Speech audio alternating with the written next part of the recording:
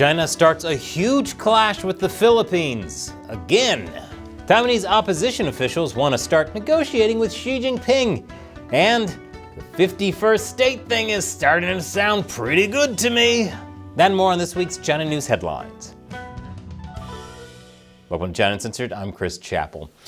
Real quick, it seems YouTube has found a new way to screw China Uncensored. I'm constantly hearing from you that you don't get notifications about new episodes, even if you're subscribed and have notifications turned on. Well, now I might know why. A viewer named Anthony sent me this. It says notifications are turned off for content that is made for kids. Made for kids. Do you think China Uncensored is made for kids? In fact, in YouTube's backend, not only have I told YouTube as a whole the channel is not made for kids, in every single episode I select not made for kids. Is this happening to you? Please let me know, because this is strange. But really it isn't. This is just the latest in a huge string of weirdness YouTube has thrown our way, including YouTube's autocomplete suggesting China Uncle Goose instead of China Uncensored. This is why I need your help. I need 3,000 subscribers to my website, ChinaUncensored.tv. I'm about 2/3 there, but I need you. Yes, you. Don't assume someone else will do it. I know times are tough all around, but if you can, please consider buying a subscription to ChinaUncensored.tv. Otherwise, with the way things are going, I'm not sure China Uncensored will survive the year. Big things are happening in the world right now, and I think we can accomplish a lot together. Thank you for listening to my pitch. I wish I didn't have to do this, but now on with the show. Hey, is it Groundhog Day by any chance? Because once again, the Chinese Coast Guard is harassing Filipino fishing boats near the Scarborough Shoal, which, just a quick reminder, is in the Philippines' exclusive economic zone. That is, according to the entire international community. China, of course, has a slightly different view. Of course, China has harassed Filipino fishing boats near the Scarborough Shoal before, many times. But this time something was different, the sheer scale of it all. A Philippine reconnaissance flight found that 6 Chinese Coast Guard boats, 20 maritime militia vessels, and 1 PLAN warship were involved in harassing more than 20 Filipino fishing boats. That's a China-led multipolar world order for you. That many ships from that many different forces is really something else. Just a reminder, the U.S. has a mutual defense treaty with the Philippines, so if they start fighting, we start fighting. On top of that, the Philippines Coast Guard recorded one of the Chinese Coast Guard vessels announcing on a live radio broadcast that it was going to do a clearing operation in the area. In response, the Philippines sent their own ships to the area to support the fishing vessels with subsidized fuel, food packs, and ice so that they could keep fishing for longer. How many ships? 2 Philippines Coast Guard vessels and 5 fishery patrol boats. And so, one day later, a Chinese corvette trained its weapons on a Philippine frigate. The Philippine Navy ultimately issued a radio challenge and the weapons were deactivated from their targeting positions. But this entire situation is getting out of hand.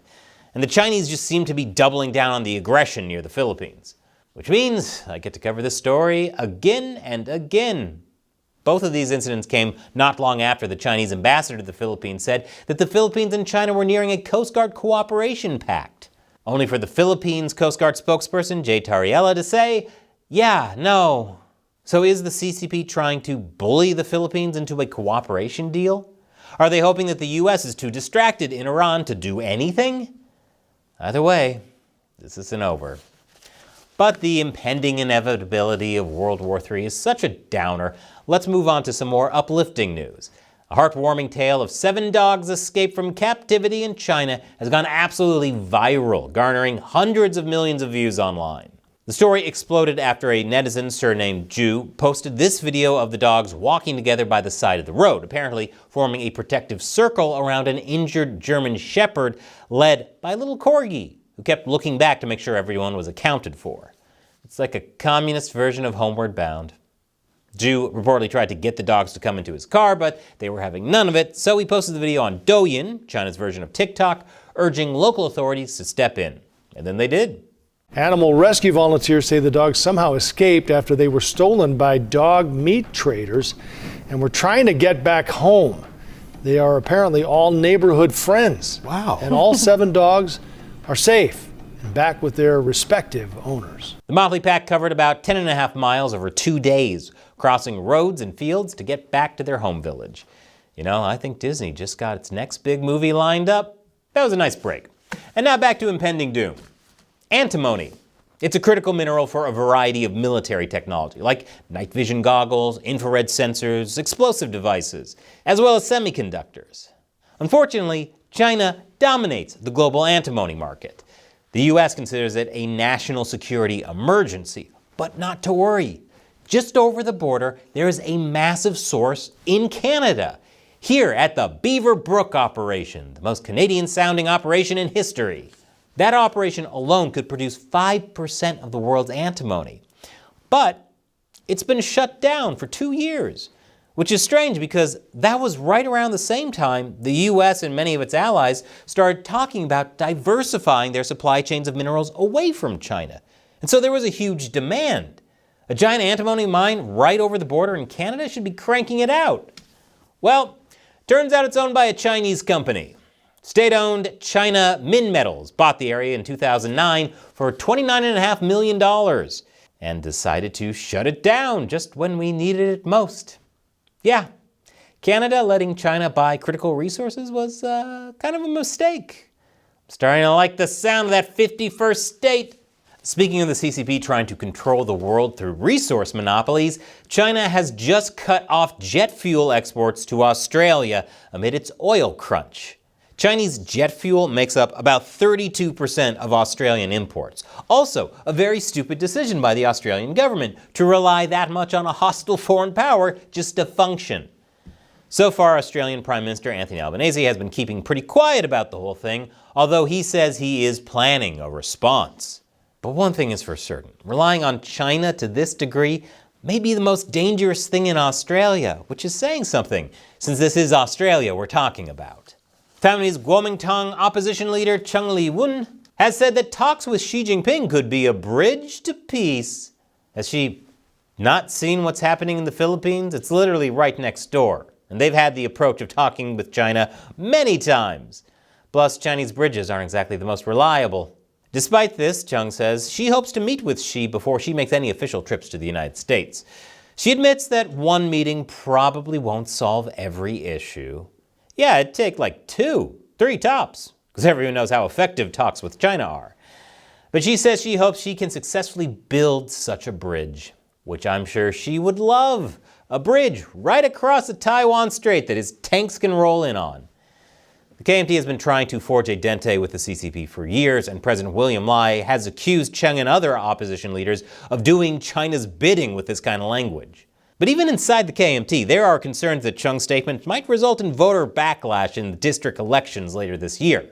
And just weeks ago, both Lai and the U.S. condemned the KMT and other opposition parties for temporarily delaying an increase in Taiwan's military budget. There's a lot of people in power making very bad decisions when it comes to China. They should watch more China Uncle Goose. And now on to the Spy of the Week. This time, an Australian businessman was found guilty of working for Chinese intelligence. Australia just can't catch a break, can they? Do you know how bad you have to be deemed a criminal on an island full of criminals?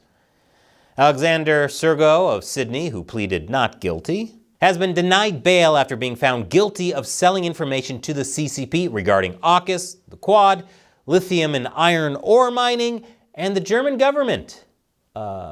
Is it just me, or does one of those things feel a little out of place? According to prosecutors, while running a consulting business in Shanghai in 2021, Sergo was contacted for paid consulting on LinkedIn by someone claiming to be from a Chinese think tank. He was later introduced to Ken and Evelyn and gave them a number of reports in exchange for cash. Ken and Evelyn, of course, being suspected Ministry of State security agents. This is why you gotta only accept LinkedIn invites from mutual friends. Rookie move. He was arrested in 2023 after returning to Australia, and his lawyers unsuccessfully tried to persuade the court that he just passed off public information as his own to the MSS. Sergo is the first person in the country to be charged with reckless foreign interference, meaning he faces a maximum sentence of 15 years in prison because he was too criminal even for the island of criminals.